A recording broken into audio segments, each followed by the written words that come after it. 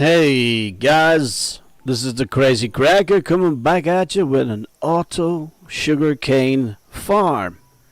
Now, there's just one thing I need to clear up. I originally was watching a video on making an auto sugarcane farm from Kmond, Kmond, and I did it his way, and I had major issues. So let's just have a quick look and I'll show you the problem. So in his farm, basically, as you can see here, I have minecarts on every single track. In his video, he had one minecart for two minecart lanes. And so basically here at the end we'd have two normal tracks curving around and joining up to two lanes. And the major issue that I had with it was that the minecarts were hopping tracks. So I had to modify it and basically reproduce or copy the end piece down there over here. So the collection system is basically this is from Kmon's video. So basically the hopper here drops down into a barrel, and then we have a comparator going into a block with a redstone torch going up into another block, with a repeater feeding that block, which powers the minecart track there. So, and then in between each of these we have repeaters going all the way down. So all of these blocks here, this block has repeaters on them, and basically what it does is when we switch on the light, it will turn off these torches, and that basically stops the minecart tracks or carts from moving. So all we need to do is just press that. So now what will happen is if the minecarts pick up any items, the comparator will detect it and turn off the torch and keep the minecart there until there's no more items going through. So let's just head on down here. We do the same over here. So over here we have another switch that moves the other ones to go back and forth. So, and here the system that we have is the same. So the collection system, I'll go over here. It's a lot easier if I show you over here. So let's head over where we can get underneath the belly of the beast. So as you can see, all of the barrels go down into a hopper, and then it goes along a hopper chain, which then feeds down into this chest, and that's the same on the other side. So that's the easy part. And then let's just go in here for a second. So over here we have the flying machine. So it's the same flying machine as always. So you have the sticky piston looking that way, and then you have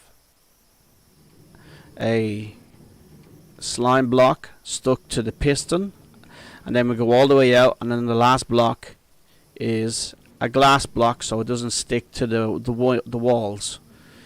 And behind the sticky piston, the slime blocks, we have furnaces. Now we put furnaces there because they're non-movable blocks, and we have the same over here, although it's not needed. That's just for symmetry reasons, to keep it looking the same. But at the other end, these slime blocks will actually touch the furnaces down that end, and these slime blocks here won't touch those furnaces down that end. So it's just to keep it symmetrical and to keep it looking nicer. Now the only difference is that in his Kmon's video he doesn't have these hoppers. So I could have moved the rails all the way out, though that would have made the farm even bigger, So I just thought, it's a lot easier just to put hoppers down.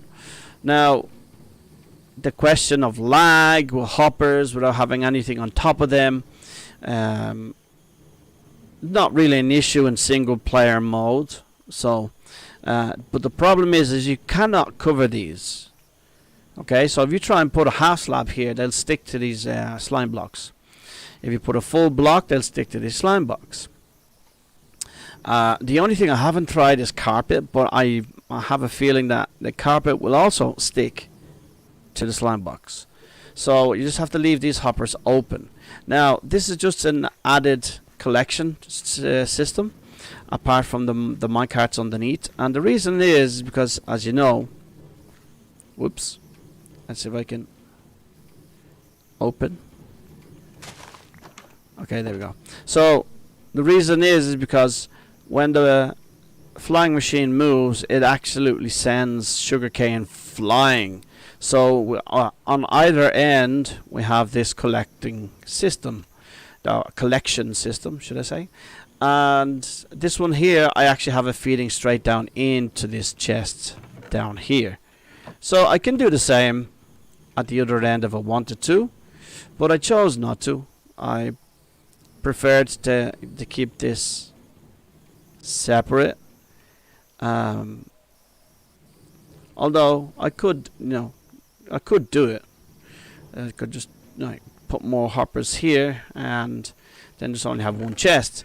But the problem is then from up here I can't access directly from here, because I have a hopper on this block and a hopper over this block.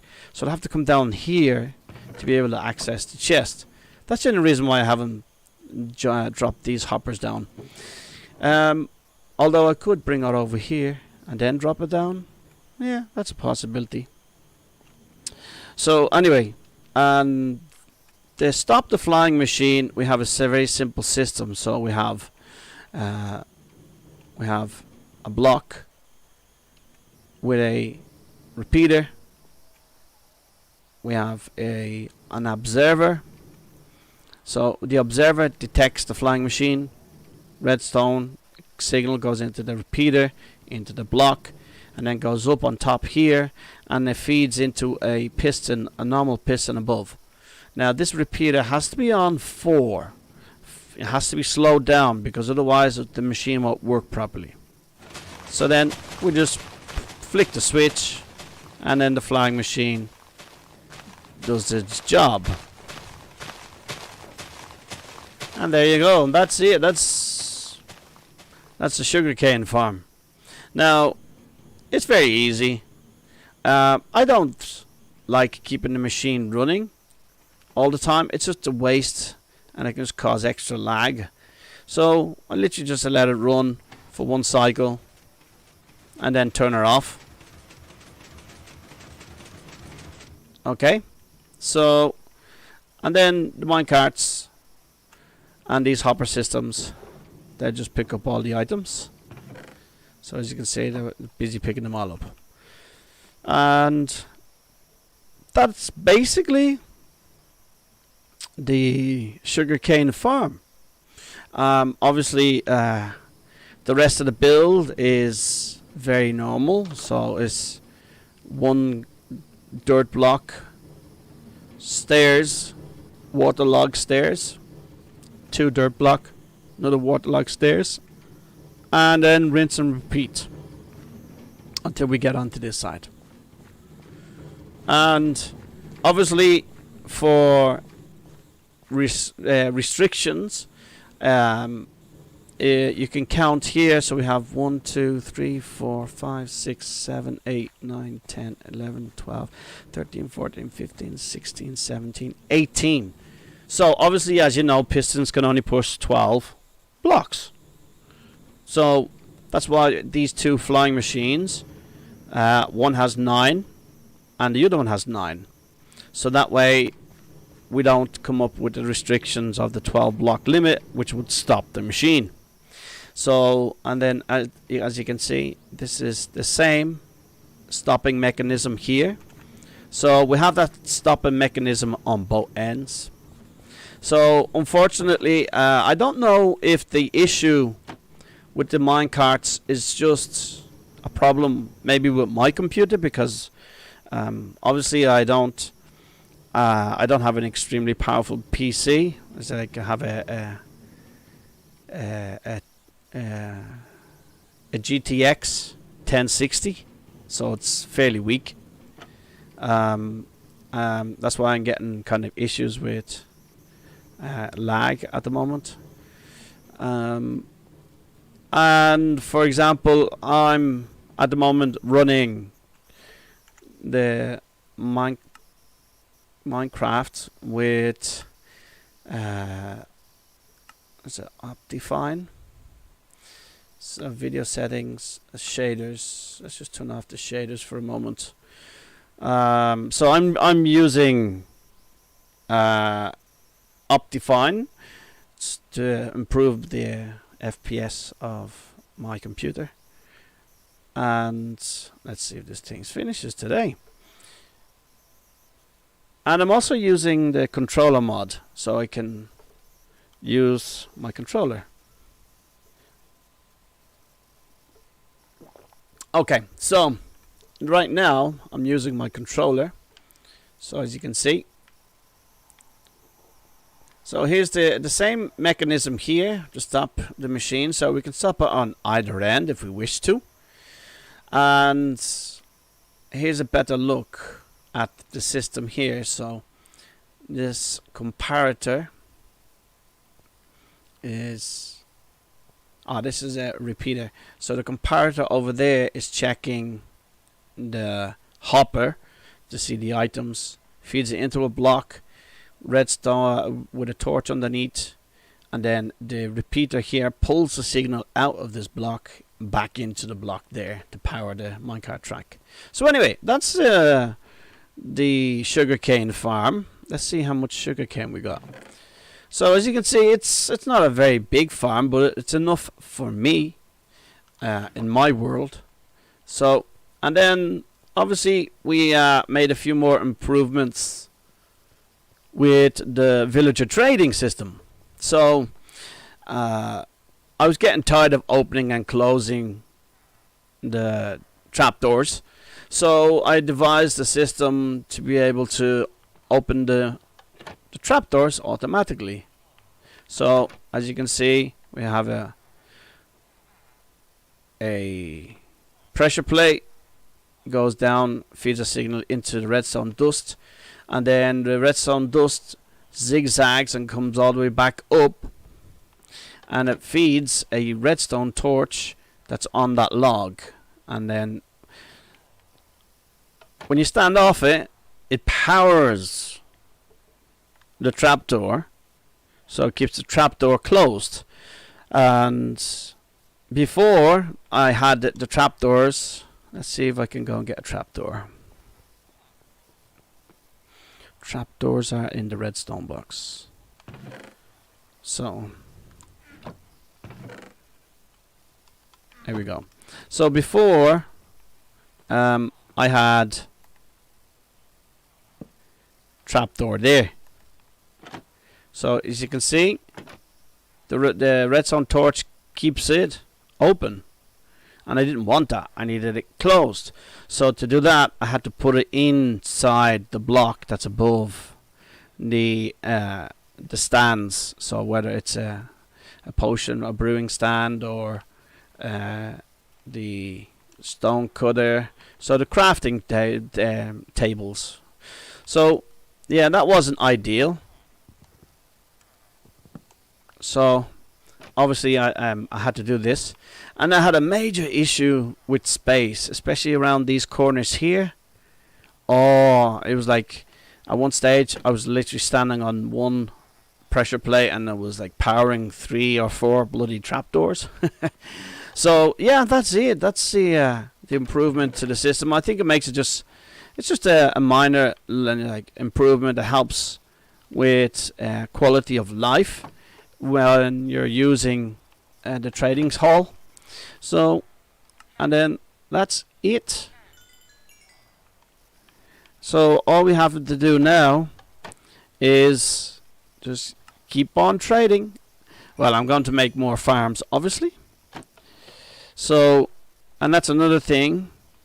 So everybody, I said it before in one of the videos, so as you can see here, we have trapdoors. Let's just go in here and I'll show you guys.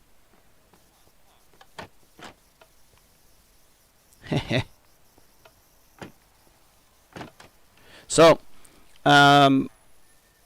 as you can see, I showed you before, these trapdoors are above to allow the XP to flow out, and that allows us to get the XP. Now, I don't know here, maybe with the 2 pressure plates, the XP might get stuck. I hope not. So anyway, guys, that is it. This is, for the moment, the villager trading hall. I might eventually rip this wall down. I think I will. So, and then just put up glass, just to allow to see the farm and make it a bit more open. So the next couple of farms that I'm going to build will probably be over here and then over this side. So I have to do a wheat farm, a carrot farm. I also need to make a bamboo farm, so we can make, and also kelp farm. So we're going to use these open spaces on both sides to build the farms. So anyway, guys, that is it for today's video. I hope you guys liked what you saw. Please leave a like, comment, and subscribe, and I'll catch you in the next episode. BRB. Ciao. Have a nice day. Bye.